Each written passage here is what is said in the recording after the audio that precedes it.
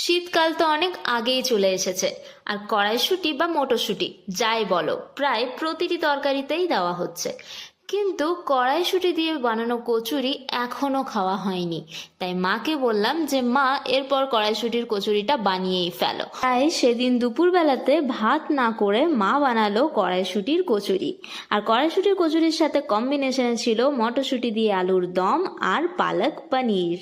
দেখতেই পাচ্ছ কচুরিটা কি নরম হয়েছিল, এবং ভেতরটা হচ্ছে যে পুরোপুরি সবুজ, একদম কড়াইশুঁটির পুর দিয়ে ভর্তি, আর খুব সফট হয়েছিল কচুরিটা খেতে। আমি তো প্রথমেই সেটা খেলাম পালক পনিরটা দিয়ে, আর পালক পনিরটাও দুর্দান্ত করেছিল মা। পালক পনিরটা দিয়ে খাওয়ার পরেই আমি কচুরি খেলাম আলুর দম দিয়ে, কারণ আলুর দমের সাথে কচুরির কম্বিনেশনটা খুব ভালো যায়। আলুর দমটাও ভীষণ টেস্টি হয়েছিল খেতে। তো এই ছিল আজকে আমার ভিডিও। তোমাদের কেমন লাগলো জানিও। দেখা হচ্ছে নেক্সট ব্লগে।